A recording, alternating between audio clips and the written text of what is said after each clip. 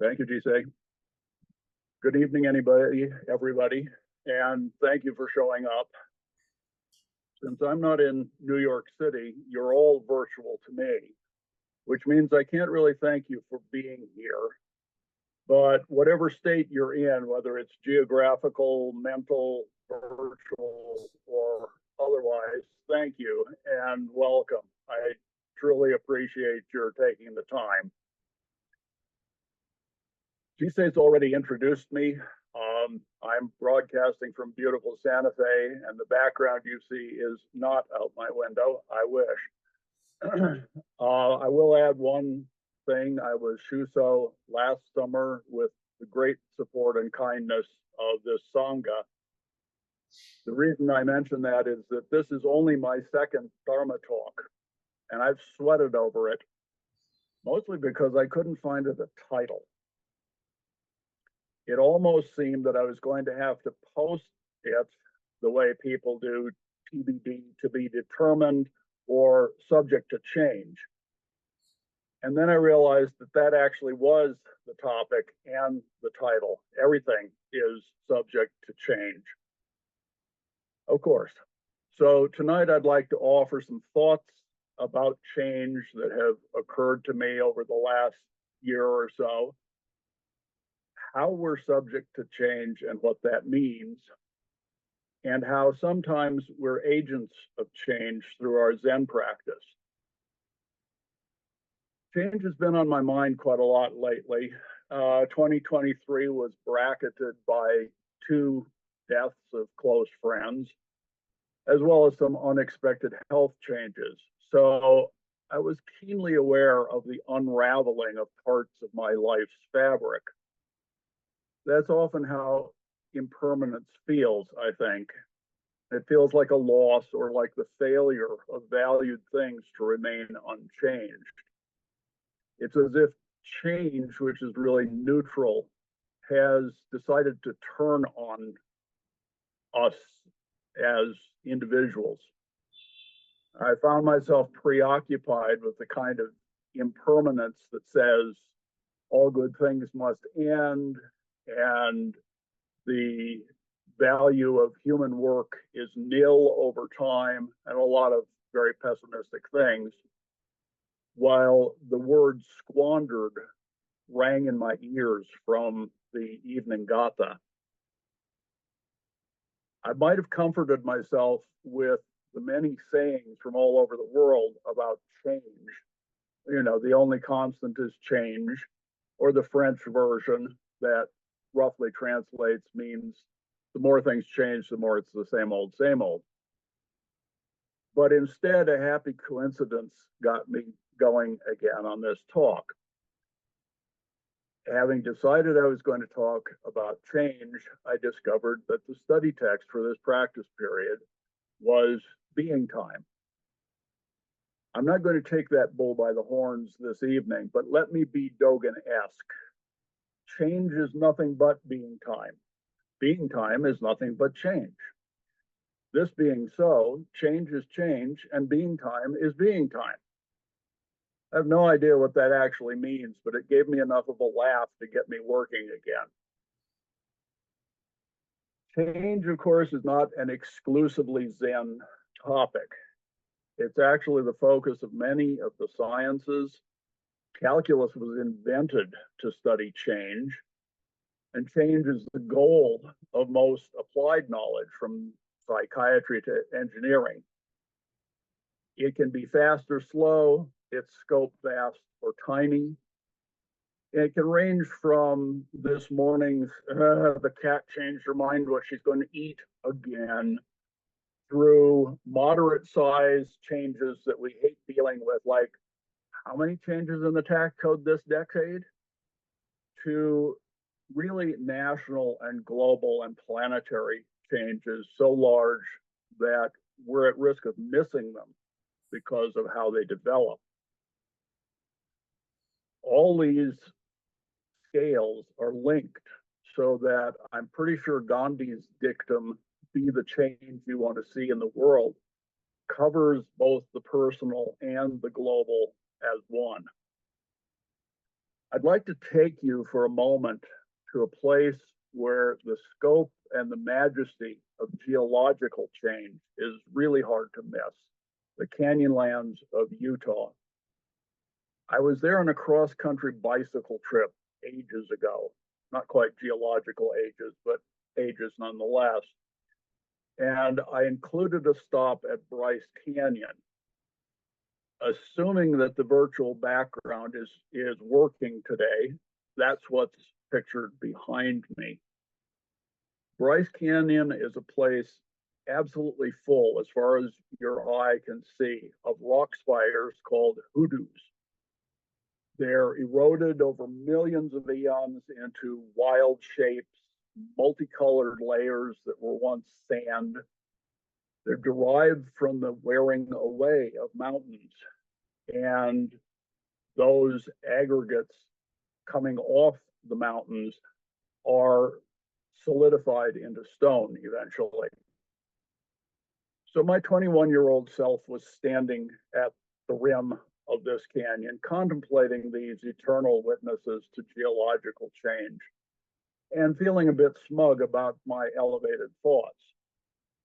What I didn't know was I was about to get my mind blown, as we said in those days, because a perfect stranger just walked up to me at the railing and said, "It's just like the Alhambra, isn't it? Only upside down." This presumably stoned bodhisattva ambled away, and I stood there dumbstruck. And then, like a verse to cap a koan, a sign caught my eye. It was posted by the Park Service in an unusually poetic mood, and it read, "This landscape is constantly changing, but at a rate too slow for humans to perceive." My mind was duly blown and my perspective shifted, and I'd have to say it remains skewed to this day. A lot of us have difficult, if not unhealthy, relationships with change and time, which is such a component of change. So forming what you might call a healthy relationship with change is an important part of our practice. It doesn't require any grand theory of change any more than driving an automobile requires that you understand all its mechanics. It's been said that time exists so that everything doesn't happen at once, and that space exists so that everything doesn't happen to you. Maybe changes like that, maybe not. But the more important questions are, how aware are we of change? How do we respond to it? And ultimately, does it enchain or liberate us? Before going on to those questions, I just want to note how many of the core ideas of Zen are predicated on or defined in terms of change. I've mentioned impermanence and being time. Those are fairly close synonyms to change. And like everybody else, we usually use our own jargon rather than the word change itself. Impermanence, of course, states that everything changes. Karma adds to that a kind of judgmental appearance that actions in one time cause change in another. It really is more like Newton's third law, because karma, literally translated, means action. And so essentially what the law of karma is saying is Newton's third law: for every action, there's an equal reaction. Some other concepts linked to change are interdependent causation, interbeing, Indra's web, any kind of concept of causality, of course, has to have change involved in it, because ultimately everything changes, everything, everywhere, all at once, like the film says. And like Neil Thiese pointed out, in his talk about his book, Notes on Complexity, recently, which I very much enjoyed. Also, the belief that everything is illusion comes in part from the fact that everything is changing. The fact that things are changing in front of us means that our perceptions are partial at best. And so they can quite logically be called empty, illusory, or even deluded. So my point with that detour into the relationship of words we use all the time in Zen discussions to the simple concept of change is that change is pretty much a root assumption in Zen and in Buddhism generally, it seems to me. It's not always discussed under its own name, but it peeks out everywhere as we consider the great matter of life and death, which is the ultimate study of change. So how do we deal skillfully with change? Are we subject to it, subjected to it, or the subject of it? Can we really be agents of change? Should we try to be agents of change? These questions are actually quite current in discussions of engaged Buddhism as Zen meets American cultural norms and changes in response. The same questions are raised in the well-known koan called Hyakujo's Fox. At the core of this koan, an old man asks Master Hyakujo, I'm sure you all know this, whether an enlightened person is subject to the law of karma. In effect, the old man is asking whether a sage or bodhisattva or such like is subject to change, and whether, if they're not subject to change, they can overcome it or control it. Hyakujo answers that such a person does not ignore the law and thus frees the old man from his karma, which has been being a fox for 500 years. And see how you like that if you have to suffer through it. Interestingly, the term subject and how you interpret that is central to this koan. Depending on the way we use it in English, it reflects whether a person is obliged, is forced, or is free when they do something. If you're subject to, that indicates a legitimate duty under a legitimate authority, like saying you're subject to the queen, or that violation is subject to a $100 fine. If you make it past tense and say that someone is subjected to, that refers to being forced, as when we say somebody was subjected to embarrassment, or worse yet, subjected to torture. By contrast, being the subject of something, a sentence or a situation, means being the center and often the actor in that situation. And subjectivity takes this idea of individual freedom even further, to the point that you can be so subjective that you're not connecting with reality at all. So paradoxically, subject can mean either lack of free will or nearly complete agency. So to come back to trying to apply this to our lives, with change occurring all around us, as it certainly is in this age, must you go along with it unwillingly, or are you the subject who decides?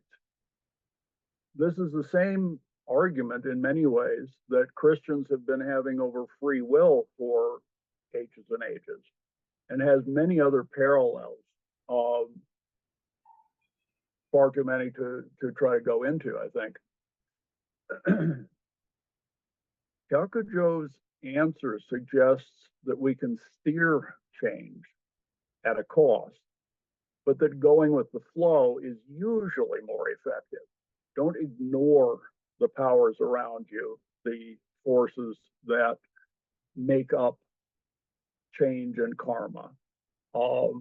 But some of the best things that humans have done have been swimming across the stream, at least, if not actually swimming against it. The idea that you should go with the flow, of course, is a standard teaching in Zen as well as some of the gentler martial arts, well qualified by deeper interpretations of it that I'm giving tonight.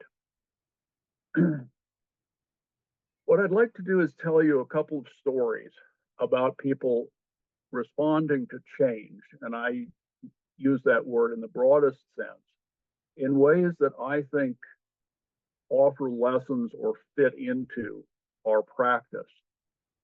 The first one's based in Aikido, which is the nonviolent martial art that I teach. My housemate, Tom, had just started practicing Aikido. He'd been at it for about 3 weeks. At that point, he was a wifty-looking, preoccupied postdoctoral student who spent long hours into the night in the lab and then would walk home in our sketchy neighborhood. So one night he comes to the intersection that he usually passes and sees 2 guys on the opposite corner slapping each other and acting drunk and saying goodnight to each other. As Tom starts crossing the street, so does one of the guys. And his antenna go up and he says, they're going to put a pincher movement on me. As they came at him from front and back, he waited till the last minute and sidestepped. I wish I had been there to see it, because these 2 guys ran into each other, knocked themselves down in the street, and Tom ran hell for leather and got away. And the best part of it was that they were cursing each other, not him. You were supposed to get that mother, you know. Tom told me about this afterwards, and he was quite angry with himself because he hadn't used any proper Aikido. And of course, I told him that he'd accepted the fact of the event rather than saying this can't be happening, which is the worst thing you can do. He kept his balance. He did what he knew without trying anything too fancy. He didn't try to meet force with force. He did rudimentary but perfect Aikido. And those ideas that are behind what he did can be applied to many, many life situations, not just on the martial arts mat. My second story about living with change comes from Taos Pueblo. The Pueblo as a building is made of adobe, which is a very soft material. It's mud with some straw in it. And yet it's one of the oldest continuously inhabited buildings in the Western Hemisphere. It's been lived in for over 1,000 years. By contrast, the European tradition of building uses the hardest available materials, bricks and stone and wood and iron these days, basically to armor our structures. It requires specialized skill and expensive machinery to maintain or repair those buildings. While at Taos, the village women scoop up the adobe mud that has washed off those walls over the past year or two, and using their hands, they replaster the walls. And that has been enough to keep Taos Pueblo solid for 1,000 years at virtually no cost, very simple labor, no fancy tools. This is a great way, an exemplary way, I would say, to deal with change. And again, by contrast, modern concrete buildings have a lifespan of about 30 years. and they still require maintenance every 5 or 10 years. And when they do, you can be sure it needs a jackhammer, a skilled operator, and a lot of fancy glues to put the thing back together if it's broken. So, like the old story about the bamboo and the oak in the storm, softer is stronger than rigid. That's definitely something to remember as an engaged Buddhist when we have to deal with some very rigid and defensive kinds of attitudes coming from people. This isn't a story, but I'm going to hold up what I hope you can see is a little puzzle, probably familiar to you. It has 16 squares and one of them is missing. And I'm sure you all know the only reason that you can put the numbers on the squares in order is that you can move them. And that is only possible because of the missing square, the empty square. So do a thought experiment with me. Imagine that this is made out of ice and that all 16 squares are there. If this is a metaphor for people trying to accommodate one another and live together, that's not a good situation at all. Nobody can move until somebody decides to melt. Now, these are very highly spiritual ice cubes here, and they decide to melt and they do it on their own. But only one of them has to do it to make it possible for everybody else to move.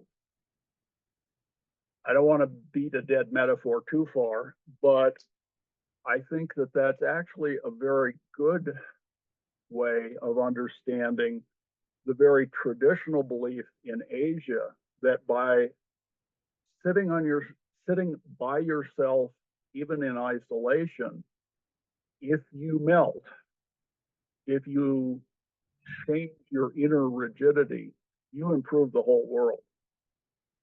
And I think that is something that